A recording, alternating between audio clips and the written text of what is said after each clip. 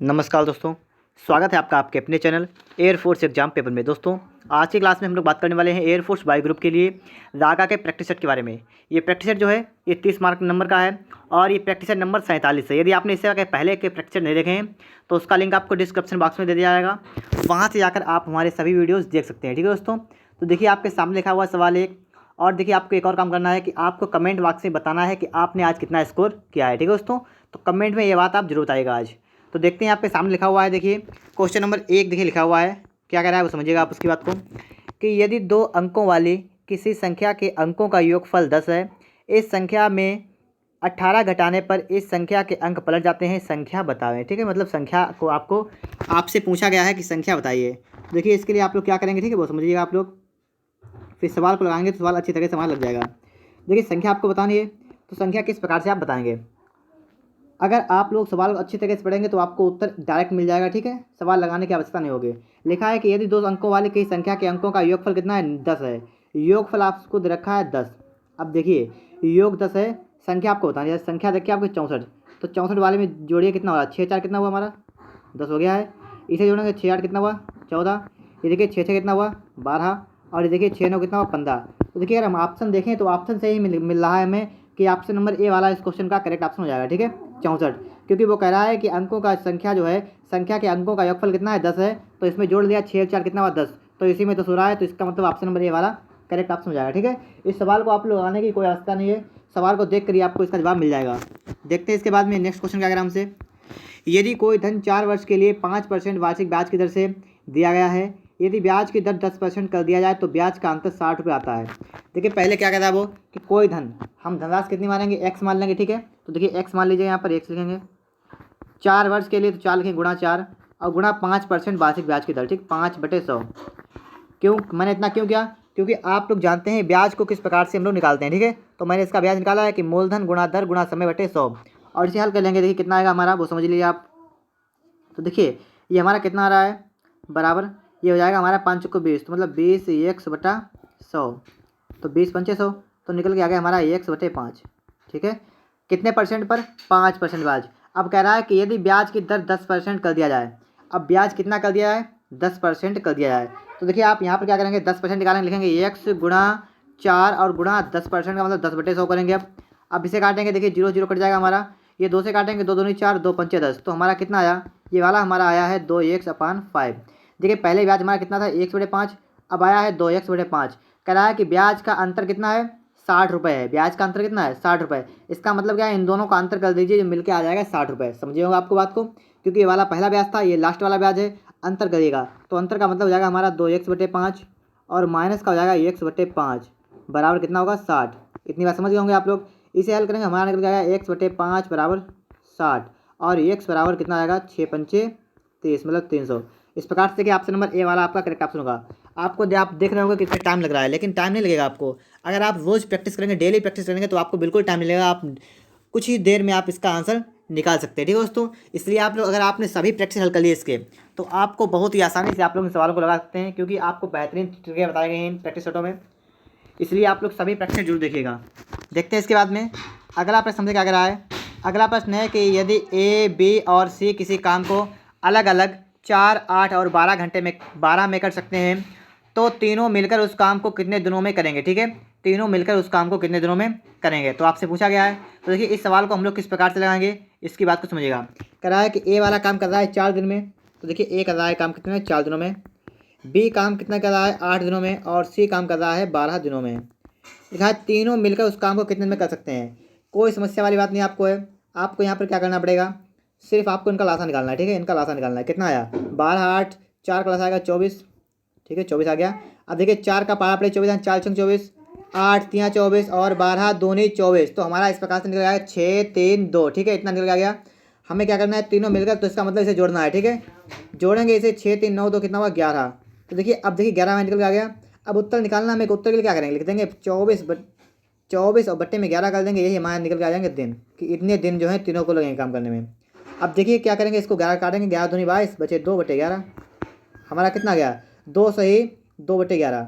अब आपको देखना है किस ऑप्शन में रखा है। देखिए ऑप्शन नंबर बी में रखा है, तो ऑप्शन नंबर बी वाला इस क्वेश्चन का करेक्ट ऑप्शन हो जाएगा। ठीक है दोस्तों, ऑप्शन नंबर बी।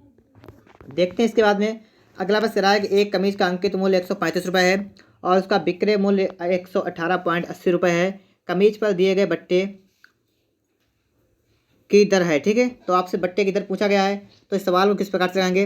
देखिए अंकित मूल्य उसका कितना था 135 रुपये और उसने बेच कितने पर दिया 118.80 रुपये बेच दिया। तो देखिए उसका छूट कितना हो गया, ये बट्टा जो है छूट, तो बट्टा कितना हो गया वो समझ लीजिए, ठीक है। बट्टा समझिएगा कि बट्टा ये कितना हो जाएगा 135 और माइनस का 118.80, ये इतना उसका क्या हो जाएगा, ये इतना उसका निकल के आ जाएगा हमारा बट्टा। छूट इतने रुपए की दी, तो कितने रुपए की छूट दे दी, घटाएंगे निकल आएगा 16.20 रुपये, ठीक है। इतने रुपए की उसने जो है छूट दे दी है। आपको निकालना क्या है, आपसे पूछा गया था बट्टे की दर पूछी गई थी, ठीक है। तो बट्टे की दर निकालेंगे, तो बट्टे की दर मतलब परसेंट निकल गया, ठीक है। तो कितना आएगा, कितना बट्टा था 16.20, कितने रुपए पर, अंकित मूल्य हमारा 135, तो इसका मतलब होगा 135 पर था और गुणा हम कर देंगे यहाँ पर 100 से। बस इसे हल करने के बाद आपका आंसर जो है निकल के आ जाएगा। इसे काट लीजिएगा, कितनी बार जाएगा वो समझिएगा आप लोग यहाँ पर। तो देखिए ये वाला पॉइंट रहेगा, यहाँ पर 2 जीरो बढ़ेंगे, 2 जीरो से 2 जीरो हमारे कैंसिल हो जाएंगे, ठीक है। इतना हो गया। अब इसे 5 से काट लीजिएगा, देखिए 5 दूनी 10, 5 सत्ते 35, ये 5 से काटिएगा, 5 चक्कू 20 नहीं बल्कि 5 तियाँ 15 बचा 1, 12 हो गया। देखिए 5 दूनी 10 बचा 2, 5 चक्कू 20 इतना हो गया, ठीक है। 27 आ गया इधर, 324 इधर आ गया। अब फिर से काटेंगे इसे, तो देखिए 27 एकन 27, ये जाएगा 27 एकन 27 और यहाँ पर बचे कितने 54, 27 दूना 54, तो 12% निकल के आ गया है, ठीक है। हल करेंगे 12% निकल के आ जाएगा। देखिए ऑप्शन नंबर बी में देखा है 12%, तो बी वाला ऑप्शन जो है इस क्वेश्चन का करेक्ट ऑप्शन निकल के आ जाएगा, ठीक है दोस्तों, ऑप्शन नंबर बी। इसके बाद देखते हैं अगला है कि 22.5 मीटर प्रति सेकंड की गति के बराबर गति है। मतलब क्या है आपको कि 22.5 मीटर प्रति सेकंड को किलोमीटर प्रति घंटा में चेंज करना है। मीटर प्रति सेकंड से किलोमीटर प्रति घंटा में चेंज करने के लिए हमें सिंपल सा काम करना पड़ता है कि मीटर से मीटर प्रति सेकंड होता है कि 18/5 किलोमीटर प्रति घंटा। अगर हमसे कहा जाए किलोमीटर प्रति घंटा को चेंज करेंगे तो हो जाएगा 5/18 और मीटर प्रति सेकंड। तो देखिए इन 2 पॉइंट को आप लोग नोट कर लीजिएगा अपनी काम पर और फिर देखिए सवाल को लगाएंगे, सवाल किस प्रकार से हमारा कितनी जल्दी लग जाएगा, ठीक है। देखिए लिखा है 22.5 और लिखा है किलोमीटर प्रति सेकंड, ठीक है। और मीटर प्रति सेकंड से आपको बदलना है किलोमीटर प्रति घंटा में, तो ये वाला लगाएंगे यहाँ पर क्या लिखेंगे गुणा 18 और बट्टे क्या करेंगे 5 कर लेंगे और हल कर लेंगे। देखिए 5 से काटेगा 5 एकन 5, ये 5 से कटेगा 5 चक्को 20 बचे 2 55 25, तो हमारा कितना गया 4.5 गुणे 18 इतना गया है। अब देखिए 18 पंचे 90 का 0 हाथ से लगा 9 और 18 चौक 72, 72 में 9 जोड़ें कितना जाएगा 9 तो 11 का एक हाथ से लगाए 81 और एक अंक बाद पॉइंट लगेगा तो हमारा कितना आएगा 81 निकल सिर्फ आएगा 81। तो इसका मतलब है ऑप्शन नंबर डी वाला इस क्वेश्चन का करेक्ट ऑप्शन हो जाएगा 81। देखते हैं इसके बाद अगला प्रश्न से क्या करा है, ठीक है दोस्तों, समझिएगा इस अगले प्रश्न को। देखिए सवाल लिखा हुआ आपके सामने लिखा है कि ए तथा बी की आय में 3:2 का अनुपात है तथा उनके खर्चों का अनुपात 5:3 है। यदि प्रत्येक 1000 रुपये बचाता है तो ए की आय है, ठीक है। तो आपको बताना है कि ए की आय कितनी है। तो देखिए सबसे पहले क्या है, ए और बी की आय का अनुपात है 3:2। आप लिख लीजिए कि ए और बी की आय का अनुपात कितना है 3:2, ठीक है, इतना देखा है। और देखिए खर्चे का अनुपात कितना है, खर्चा, ठीक है, ये नीचे हम लिखेंगे इसका खर्चा, ठीक है। इसका अनुपात कितना है, इसका अनुपात हमारा है 5:3। देखिए बिल्कुल शॉर्ट तरीका बताऊंगा मैं आपको यहाँ पर सिंपल सा काम करना है कि आपको इसमें जो है 3 यहाँ पर लिखा है, 5 यहाँ पर पहले स्थान पर है, तो इसमें अगर हम पूरे में 2 से गुणा कर देंगे, ठीक है, तो इसका अनुपात कितना जाएगा, इस वाले का अनुपात निकल के आ जाएगा हमारा 6:2 दूनी 4। तो इस वाले का अनुपात हमारा कितना आ गया 6:4 आ गया। अब ये खर्चा वाला अनुपात ये रहेगा 5:3, ठीक है। अब देखिए मान लीजिए आप 10 रुपये पैदा करते हैं, ठीक है, 10 रुपये आप लोग आपके आय 10 रुपये है और आपने उसमें से खर्चा 5 रुपये कर लिया, तो आपको बचे कितना, तो आज मतलब 5 बच जाएगा आपको। या मान लीजिए आपके पास 10 रुपये है और आपने 2 रुपये खर्चा कर लिया 2 रुपये, तो आपका कितने बचेंगे 8 बचेंगे। तो वही काम है कि आपके पास मान लीजिए यहाँ पर 6 रुपये हैं, आपने 5 खर्च कर लिए, कितने बचे आपके पास, घटाएंगे यहाँ पर 1 बचेगा और यहाँ भी 1 बचेगा। समझिए बात को कि 1 बच रहा हमारे पास है, दोनों में जब अंतर समान होता है तो बिल्कुल सिंपल सा हमारा आंसर आता है। सिंपल सा क्या आएगा आंसर कि दोनों का अंतर कैसा है, समान है, 1 का अंतर है। इसका मतलब 1 की वैल्यू हमें रखिए लिखा है यदि प्रत्येक 1000 रुपये बचाता है, इसका मतलब है 1 की वैल्यू हमारी है 1000 रुपये, क्योंकि 1 क्या था, 1 हमारा था बचत, ठीक है। तो बचत कितनी 1000 रुपये है। हमसे पूछा कि 1 की आय कितनी है, 1 की आय कितनी है, ये 6 वाली आय है कि समझे आपको बात, तो 6 वाली आय है, तो 6 और गुणा करेंगे हम 1000 से, जाएगा हमारा 6000 रुपये। बिल्कुल सिंपल तरीके से निकल गया हमें, कितना आया 6000 रुपये। देखिए ऑप्शन नंबर सी वाले में रखा है 6000 रुपये, तो सी वाला ऑप्शन इस क्वेश्चन का करेक्ट ऑप्शन हो जाएगा, ठीक है दोस्तों, ऑप्शन नंबर सी इस क्वेश्चन का करेक्ट ऑप्शन होगा। देखते हैं इसके बाद में अगला प्रश्न क्या करा हमसे किसी संख्या का आधा, एक तिहाई और एक चौथाई भाग का योग उसी संख्या से 10 अधिक हो जाता है, वह संख्या है। किसी संख्या का आधा, संख्या अगर हम मान लीजिए एक्स मानेंगे, ठीक है, तो एक्स का आधा कितना होगा, एक्स बटा 2 हो जाएगा। एक तिहाई, एक तिहाई का मतलब एक्स बटा 3 हो जाएगा। एक चौथाई, एक चौथाई का मतलब एक्स बटा 4 हो जाएगा। भाग का योग मतलब इनका आप लोग योग करना है, इनका योग जो है वो उस संख्या से 10 अधिक है। इसका मतलब ये है उस संख्या एक्स थी उससे 10 अधिक है। हमने आपके सामने समीकरण लिख दिया है। समीकरण को सिर्फ सॉल्व करना है। किस प्रकार सॉल्व करेंगे देखिएगा। 4 3 12 का लासा लेंगे, लासा आएगा हमारे निकल के 12। फिर देखेंगे क्या करेंगे हम लोग, 2 छंग 12, 6 12 का, इसका मतलब हो जाएगा 6x, 6x आएगा, 6x यहाँ पर प्लस का 3 चक्को 12 तो हो जाएगा 4x और प्लस 4 3 12 मतलब 3x बराबर कितना हुआ, x प्लस का 10, इतना हो गया हमारा। हल करेंगे देखिए, 6 4 10 3 13 तो आ गया हमें 13x बटे 12, इतना ही हल हो गया। अब ये वाले x को हम उठा के इधर लाएंगे, हो जाएगा माइनस का x बराबर 10। इतनी बात आप समझ गए होंगे। आगे हल करेंगे, इसके बटे में एक कर लेंगे तो लास्ट आ जाएगा 12। देखिए 12 1 12 तो इसका मतलब हो जाएगा 13x और माइनस 1 का पहाड़ा पड़ेंगे 12 वाला जाएगा तो 12x 12 हो जाएगा, 12x बराबर 10। हल करेंगे हो जाएगा हमारा x बटा 12 बराबर 10, तो x बराबर 120। आपको देखना है, देखिए ऑप्शन नंबर आपको बी में देखा है 120, तो ऑप्शन नंबर बी वाला इस क्वेश्चन का करेक्ट ऑप्शन हो जाएगा। ठीक है दोस्तों, ऑप्शन नंबर बी। इसके बाद देखिएगा नेक्स्ट क्वेश्चन आपके सामने लिखा हुआ है, 300 मीटर लंबी एक रेलगाड़ी 54 किलोमीटर प्रति घंटे की रफ्तार से चल रही है, उसे एक पुल को पार करने में 40 सेकंड समय लगता है, तो पुल की लंबाई क्या होगी। पुल की लंबाई आपको बतानी है। सवाल को आप लोग किस प्रकार से करेंगे समझिए। पहले आपको उत्तर लाना है मीटर में, जब उत्तर मीटर में लाना है तो आपको किलोमीटर वाली चीज़ों को चेंज कर देना है। ठीक है, चेंज करिएगा। यहाँ लिखा है 54 किलोमीटर प्रति घंटा रेलगाड़ी की स्पीड है, स्पीड कितनी है 54 किलोमीटर प्रति घंटा। इसे चेंज कर लेंगे, लिखेंगे गुणा 5/18, ये हमारा चेंज होगा मीटर पर सेकंड में। 18 1 18 18 54 कितना आ गया है 15 मीटर प्रति सेकंड। ये हमारी स्पीड निकल के आ गई रेलगाड़ी की। रेलगाड़ी की लंबाई है 300 मीटर। ठीक है, अब पूछा गया है पुल को पार करने में 40 सेकंड लगते हैं, पुल की लंबाई मान लीजिए आप मानेंगे 100 मीटर। ठीक है, समझिए पहले बात को, हम पुल की लंबाई मान लेंगे 100 मीटर और यहाँ कह रहा है 300 मीटर लंबी रेलगाड़ी है, तो टोटल लंबाई जब निकालेंगे इसकी दूरी मतलब निकालेंगे तो हमारी दूरी कितनी आएगी, हो जाएगी x + 300। समझे, दूरी टोटल हो गई और दूरी के बटे में हमें करना है समय, समय कितना लगता है 40 सेकंड और दूरी बटे समय बराबर 4 होता है, 4 है 15। इतनी बात हमारा समीकरण बन गया है कि x + 300 और बटे 40 बराबर 15। इतनी बात आप समझ गए होंगे। अब इस समीकरण को हल कर लीजिएगा और आपका x का मान निकल आएगा। किस प्रकार से निकलेगा समझिएगा इसको। ये हमारा हो जाएगा x + 300 बराबर 15 चक्कू होगा 60 और 1 जीरो होगा 600 हो जाएगा हमारा। x का मान निकालेंगे तो 600 - 300 कितना आएगा 300। आपको देखना है किस ऑप्शन में देखा है, तो ऑप्शन में देखिए बी में रखा है 300 मीटर, तो बी वाला ऑप्शन जो है वो इस क्वेश्चन का करेक्ट ऑप्शन हो जाएगा। ठीक है दोस्तों, ऑप्शन नंबर 20 क्वेश्चन का राइट ऑप्शन हो जाएगा कि पुल की लंबाई हमारे कितनी निकल के आ गई है 300 मीटर। इसके बाद देखते हैं अगला प्रश्न आपके सामने आ रहा है। 3 लड़कियों की औसत आयु 18 वर्ष है, उनकी आयु का अनुपात आपको देखा है 8:9:10। तो सबसे छोटी लड़की की आयु बताओ कितनी होगी। ठीक है दोस्तों, तो आपको बताना ही है। तो देखिए अनुपात रखा है 8 9 10, तो अगर हम इसमें x मान लेंगे तो छोटी लड़की की आयु हो जाएगी 8x, उससे बड़ी की हो जाएगी 9x और तीसरी हो जाएगी 10x। ठीक है, अलग अलग आयु हो गई है।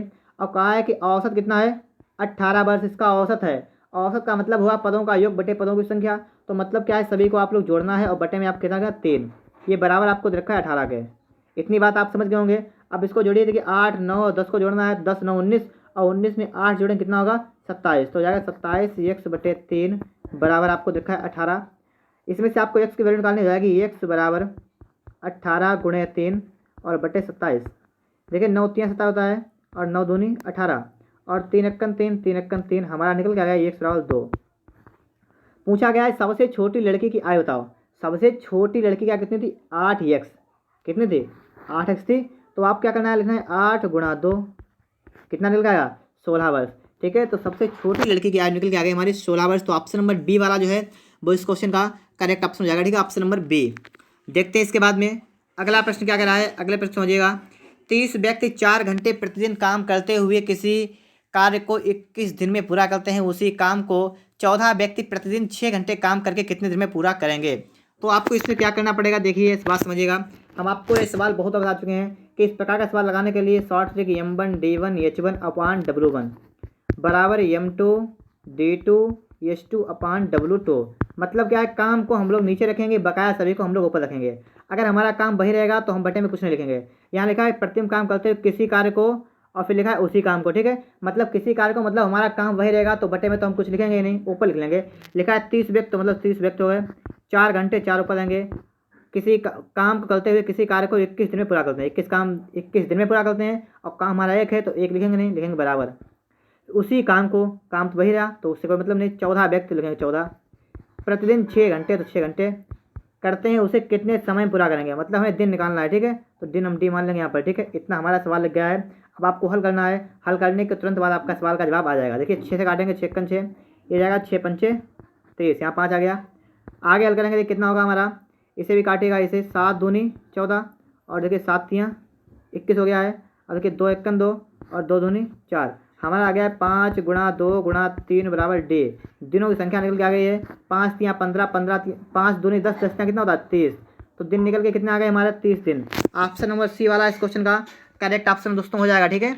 ऑप्शन नंबर सी वाला इस क्वेश्चन का करेक्ट ऑप्शन हो गया है। इसके बाद देखिएगा अगले प्रश्न में क्या कहा गया आपसे। रीजनिंग का प्रश्न आपने सामने लिखा हुआ है। आपको बताना है कि प्रश्नवाचक चिन्ह के स्थान पर कौन सा चिन्ह आएगा। 8 4 3 9 7 3 बराबर, मतलब ये बीच वाला आया है, यहाँ 35 निकल के आया। आपको यहाँ पर ये हिसाब लगाना है कि ये किस प्रकार से हमारा निकल के आया है। तो दोस्तों इसके लिए हम क्या करेंगे, इस वाले की गुणा इसमें कर लीजिए, 8 गुणा 4, और इसमें 3 जोड़िएगा, और फिर चेक करिए कितना आ रहा है। 8 चक्को 32, और प्लस का 3 कितना हुआ हमारा 35। बीच वाला निकल के आ गया आपका।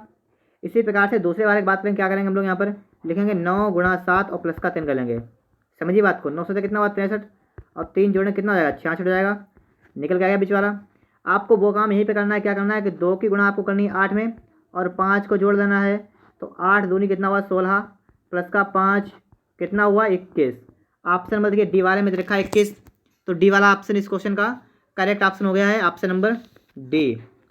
अगला प्रश्न देखिएगा, यदि प्लस का अर्थ माइनस, माइनस का अर्थ प्लस, गुणा का अर्थ भाग, भाग का अर्थ गुणा हो, तो 2 भाग 6 गुणा 2 प्लस का 2 का मान कितना होगा। तो आपको यहाँ क्या लिखना है, लिखना है 2, भाग का मतलब क्या है गुणा, तो गुणा 6, और फिर गुणा का मतलब क्या है भाग, तो भाग 2, और प्लस लिखा है प्लस का अर्थ है माइनस का 2। इतना आपके सामने सवाल हो गया है।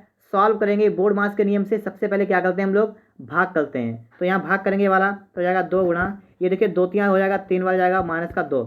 इतना समझ गए होंगे आप लोग। अब देखिए 2 तियाँ कितना होता है 6 माइनस का 2, कितना हमारा निकल गया 4। ऑप्शन देखिएगा आपको, ऑप्शन नंबर सी वाला में दिखाया है 4, तो ऑप्शन नंबर सी वाला इस क्वेश्चन का करेक्ट ऑप्शन हो जाएगा, राइट ऑप्शन होगा ऑप्शन नंबर सी। बढ़ते हैं अगले क्वेश्चन पर। लिखा है चंद्र प्रकाश दनियावा से दक्षिण 14 मीटर चलता है, फिर दाहिनी ओर मुड़कर 14 मीटर चलता है, और तब अपने बाईं ओर मुड़कर 10 मीटर चलता है, फिर बाईं ओर मुड़कर 14 मीटर चलता है, और उसके प्रारंभिक स्थान दनियावा और उसका वर्तमान स्थिति में दूरी क्या है। ठीक है, आपको बताना है कि कहाँ पर पहुँचा है, कहाँ पर नहीं पहुँचेगा। तो सवाल किस प्रकार से लगाएंगे, स्टार्टिंग कहाँ से हो रही है कि चंद्र प्रकाश लड़का एक है, अब वो कहाँ चलता है दनियावा से चलता है। ठीक है, कहाँ चलता है दनियावा, तो दो मान लीजिए ये वाला है, ये दनियावा है। ठीक है, ये इसका नाम है गाँव का, ठीक, वहाँ चलता है। पहले कहाँ आता है 14 मीटर चलता है दक्षिण की ओर। तो देखिए 14 मीटर जाएगा दक्षिण की, इसका मतलब क्या हुआ, इसका मतलब यहाँ चला, ये यहाँ पर आ गया है, कितना चला 14 मीटर, और कहाँ चला है दक्षिण की ओर चला है। ठीक है, 14 मीटर दक्षिण की ओर चला गया है। इसके बाद आपको देखना है किधर होगा। ठीक है, वो समझिएगा आप लोग। देखिए फिर से समझिए सवाल को। सवाल में कह रहा है कि दनियावा से चलता है 14 मीटर दक्षिण की ओर। ठीक है, तो 14 वाला इधर चलेगा, फिर दाहिनी ओर मुड़कर, अब यहाँ से मुड़ेगा दाहिनी ओर। दाहिनी ओर का मतलब क्या है, दाहिनी ओर का मतलब ये हमारा है इस तरफ जाएगा। ठीक है, इस तरफ गया, कितना गया है 14 मीटर चलता है, तो 14 मीटर इधर गया है। ठीक है, फिर कहाँ जाएगा, तब अपने बाईं ओर मुड़कर, अब बाईं ओर मुड़ेगा, तो बाईं ओर का मतलब है अब यहाँ से जब बाईं मुड़ेगा तो मतलब इस तरफ मुड़ेगा। ठीक है, इस तरफ जाएगा, कितना जाएगा 10 मीटर चलता है, तो 10 चला गया है। उसकी फिर बाईं ओर मुड़कर, अब फिर कितना मुड़ेगा बाईं ओर, बाईं ओर का मतलब फिर से इधर जाएगा, और कितना आएगा 14 मीटर जाता है। उसके प्रारंभिक स्थान दनियावा और उसकी वर्तमान स्थिति में दूरी क्या है, मतलब यहाँ से पूछी गई है दूरी उसकी, यहाँ तक की दूरी। ठीक है, यहाँ तक की दूरी यहाँ से पूछी गई, आप समझिएगा, यहाँ से दूरी पूछी गई यहाँ तक की। तो देखिए 14 वाली है और 10 वाली है। ठीक है, तो टोटल कितने जाएंगे 24 मीटर। ऑप्शन में देखिए सी वाला में देखा है 24 मीटर, तो सी ऑप्शन इस क्वेश्चन का करेक्ट ऑप्शन हो जाएगा। ठीक है दोस्तों, ऑप्शन नंबर सी। इसके बाद देखते हैं अगला प्रश्न क्या कह रहा है, वो आप समझिएगा। अगले पर आपके सामने लिखा हुआ है, तो देखिए अगला सवाल आपके सामने लिखा हुआ है। ठीक है, अब देखिए, अब समझिएगा आप लोग बात को, समझ पाएंगे अच्छी तरीके से। अब आपको बताना है इसका कौन सा ऑप्शन करेक्ट ऑप्शन होगा। ठीक है, देखिए कैसे हम लोग आए हैं क्यों पर। ठीक है, कैसे कहाँ पर आए, क्यों पर आए। के हमारा होता है 11 पर, और क्यों कितने को 17 पर। देखिए फिर से बता रहा हूँ मैं आपको, इस प्रकार से लिख के बता रहा हूँ। ठीक है, तो आप समझ जाएंगे अच्छे तरीके से। देखिए लिखा है के, पी और सी, इसे लिखते हैं हम लोग QJI। के होता है 11 पर, P होता है 16 पर और C होता है 3 पर। यहाँ देखिए Q होता है 17 पर, J कितने होता है, J होता है 10 पर और I होता है 9 पर। ठीक है, अब समझिएगा इन्होंने यहाँ पर क्या किया है, यहाँ से यहाँ पर आए हैं तो 11 में 6 जोड़ेंगे कितना होगा, 16 हो जाएगा, 17 हो जाएगा। यहाँ से यहाँ पर आए तो यहाँ पर देखिए 16 से 10 आए मतलब माइनस का 6 कर दिया है, और यहाँ से जब यहाँ आए हैं तो इन्होंने प्लस का 6 किया है। तो समझिए एक बार इन्होंने क्या प्लस का 6, फिर माइनस का 6 और फिर से प्लस का 6 किया है। आपको लिखना यहाँ पर है HMD, H 8, M 13 और D होता है 4 पर। करना क्या आपको है, प्लस का 6 करना है, यहाँ पर माइनस का 6 करना है, यहाँ पर प्लस का 6 करना है। देखिए 8 6 कितना होता है 14, और 14 पर होता है N, तो N आ गया। 13 और 13 से 6 के कितना बचा 7, 7 पर होता है G, तो G आ गया है। अब देखिए NG आ चुका है। अब 4 6 10, 10 पर क्या होता है J। आप देखिए ऑप्शन नंबर आपको ए वाले में दिख रहा होगा NGJ। तो इस प्रकार से इसका कौन सा ऑप्शन करेक्ट हो जाएगा, ऑप्शन नंबर आपका करेक्ट होगा ऑप्शन नंबर ए वाला। अगला प्रश्न देखिएगा आप लोग, निम्नलिखित शब्दों को अर्थपूर्ण क्रम में व्यवस्थित करें। आपके सामने ऑप्शन लिखा हुआ है और इसमें से आपको अर्थपूर्ण क्रम में व्यवस्थित करना है कि सबसे नंबर क्या आएगा, फिर उसके बाद क्या आता है, उसके बाद क्या आता है। ठीक है, ये आपको इसको क्रम में लिखना है। तो देखिए सबसे पहले क्या होता है, सबसे पहले क्या होता है कि बच्चा स्टार्टिंग करता है, जब तो कहाँ से स्टार्टिंग करता है, स्कूल से स्टार्टिंग करता है। ठीक है, नंबर 1 से स्टार्टिंग करता है, स्कूल से। देखिए स्कूल में क्या करता है, स्कूल में वो शिक्षा ग्रहण करता है। ठीक है, तो ये फिर क्या आएगा, नंबर 3 आ जाएगा। पहले स्कूल में गया, स्कूल से क्या करेगा, शिक्षा ग्रहण करेगा, और शिक्षा ग्रहण करने के बाद परीक्षा देगा, तो उसका 4 नंबर वाला आएगा। अब परीक्षा देने के बाद ही क्या बनेगा, डॉक्टर बनेगा, तो अब 2 आएगा। और फिर डॉक्टर बन जाएगा तो उसके बाद धनवान हो जाएगा, तो 5 नंबर आएगा।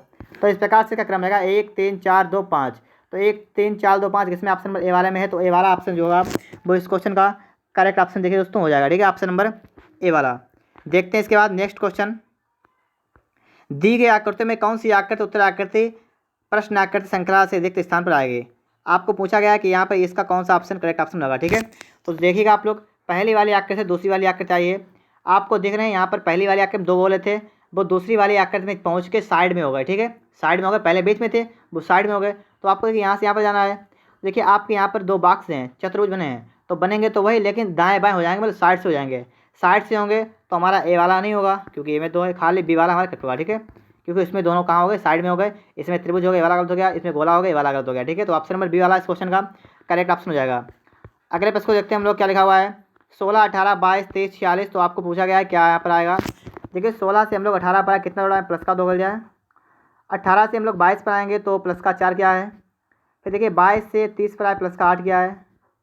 30 से 46 पर आए, मतलब प्लस का 16 क्या है। तो अब कितना होगा, पहले 2 फिर 4 फिर 8 फिर 16, तो फिर कितना जोड़ेंगे। देखिए इन्होंने 2 दूनी 4 फिर 4 दूनी 8 फिर 8 दूनी 16, तो 16 दूनी 32। ठीक है, इस प्रकार से जोड़ा इन्होंने है। तो 6 2 8 और 4 3 7, कितना हुआ 78। ऑप्शन नंबर देखिए सी वाला में देखा 78। तो सी वाला ऑप्शन इस क्वेश्चन का करेक्ट ऑप्शन हो जाएगा। ठीक है दोस्तों, ऑप्शन नंबर सी वाला करेक्ट होगा इसका। अगले प्रश्न देखिए क्या कहा गया है,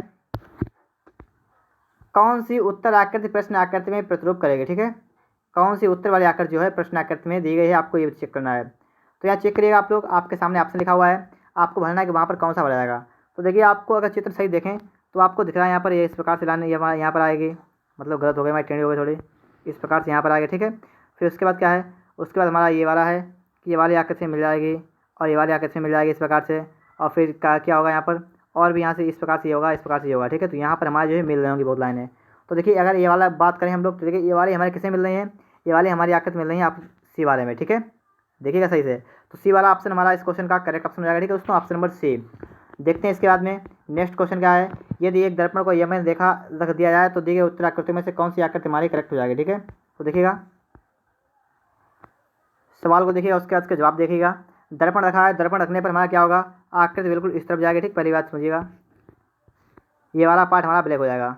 ठीक है, यार कैसा वाला पार्ट होगा, ब्लैक, क्योंकि बिल्कुल विपरीत जाएगी। इस वाले पार्ट पर भी इस प्रकार से लाने हो जाएंगे दो तो हमारे ये मिल रहा है ऑप्शन नंबर बी वाला, उसी वाला। अब और आपको देखना है कि गोला है, ये वाला गोला हमारे यहाँ पर आएगा, वो भी मिल रहा है। अब आपको देखना क्या है, देखना है कि दर्पण के पास छोटी लाइन होगी और उससे दूर वाली बड़ी लाइन हो जाएगी। ठीक है, क्यों, क्योंकि ये पास वाली लाइन है तो छोटी जाएगी। तो अब आपको ये देखना है ये वाला किसमें, तो ऑप्शन नंबर देखिए आपको सी वाला दिख रहा है, तो सी वाला ऑप्शन इस क्वेश्चन का करेक्ट ऑप्शन हो जाएगा। ठीक है दोस्तों, ऑप्शन नंबर सी। देखिए इसके बाद में हमारा क्या है, प्रश्नवाची चिन्ह के स्थान पर आपको बताना है यहाँ पर कौन सा आएगा ऑप्शन। आपके सामने देखिए सवाल लिखा हुआ है, अब आपको यहाँ पर भी चेक करके बताना है कौन सा ऑप्शन इस क्वेश्चन का करेक्ट ऑप्शन होगा। ठीक है, अगर पहले वाले की तुलना अगर हम लोग सी वाले से करें तो इसका ये वाला पार्ट है ये उठ के इधर चला गया है। ठीक है, समझे बात को आप लोग, कि हमारा गोला जो था वो तो वहीं रहा, लेकिन दूसरा वाला पार्ट आपका उठ के जो है अलग चला गया है। तो आपको यहाँ पर क्या देखना है, इस वाली आकृति में आपको क्या देखना है, ठीक है, बहुत समझिएगा। इसमें देखिए ये वाला जो कट का स्थान था यहाँ पर था, तो देखिए वो वाला तो हमारा स्थान निशान वहीं पर रहेगा, ठीक है, कटवा निशान जो है वहीं पर रहेगा, लेकिन ये वाला गोला हमारा साइड चेंज करेगा और इस वाली साइड में आएगा। किसमें देखिए ये दिख रहा है, तो ऑप्शन नंबर देखिए ये वाला में लिखा है, तो ऑप्शन नंबर सी वाला इस क्वेश्चन का करेक्ट ऑप्शन हो जाएगा, ऑप्शन नंबर सी। अगला प्रश्न देखिएगा आप लोग क्या कह रहा है। अब देखिए आपको आगे आपको जो है सामान्य जानकारी के बारे में दिया गया है, ठीक है। सामान्य जानकारी में हमसे लिखा गया है पॉइंट नंबर 1, क्वेश्चन नंबर 1 है कि गांधी जी की अध्यक्षता में एकमात्र AICC अधिवेशन कहाँ आयोजित किया गया था। लाहौर में, कलकत्ता में, मद्रास में और बेलगाम में, ठीक है। आपको बताना है इसका कौन सा ऑप्शन करेक्ट ऑप्शन हो जाएगा। तो इसका राइट ऑप्शन हमारा होगा ऑप्शन नंबर डी वाला, बेलगाम में, ठीक है, बेलगाम में। इसके बाद देखते हैं हम लोग हैं 36 के बाद हमारा 37 नंबर लिखा हुआ है।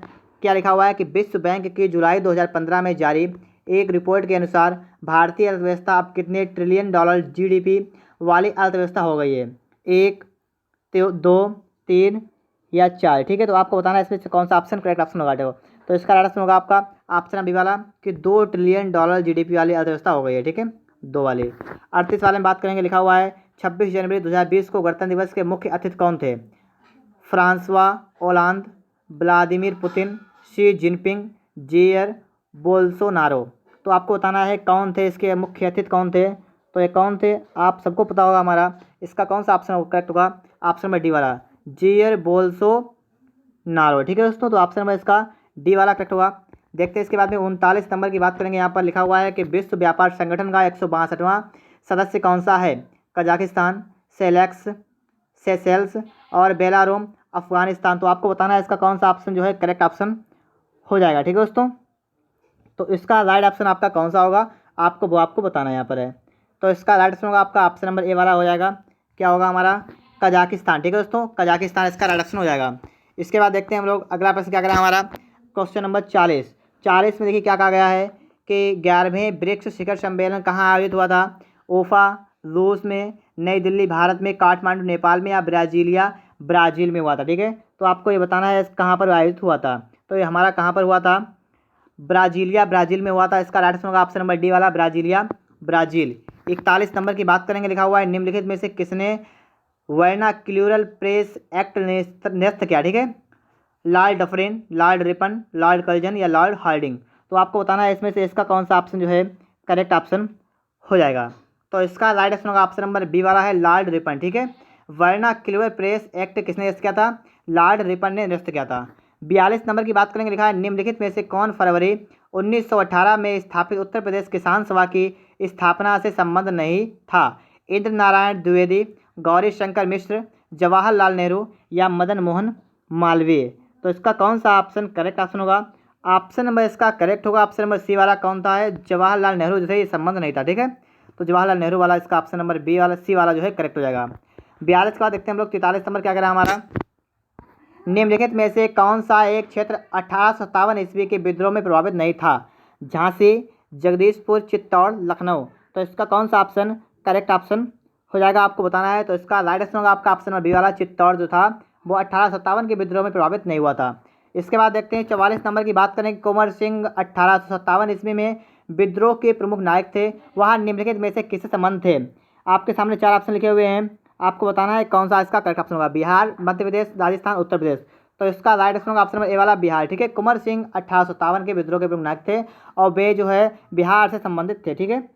अब देखिएगा इसके बाद में अगला प्रश्न आपका क्या कह रहा है, ठीक है। नेक्स्ट क्वेश्चन कौन सा है कि निम्नलिखित में से कौन फेबियन आंदोलन का प्रस्तावक था, ठीक है। तो देखिए लिखा Annie Besant, Michael Madhusudan Dutt, R Palme Dutt या ए ओ होम, ठीक है। तो इसका राइट आंसर आपका होगा ऑप्शन नंबर ए वाला हो जाएगा हमारा, एनी बेसेंट। इस प्रकार से हमारे 30 प्रश्न जो है रागा के सॉल्व हो गए। अगर आपको वीडियो पसंद आया है तो वीडियो को लाइक कर दीजिएगा और अगर आपने इस चैनल को सब्सक्राइब नहीं किया है तो सब्सक्राइब करके बेल आइकन को प्रेस कर लीजिएगा। मिलते हैं नेक्स्ट वीडियो में। वीडियो देखने के लिए आपका बहुत बहुत धन्यवाद।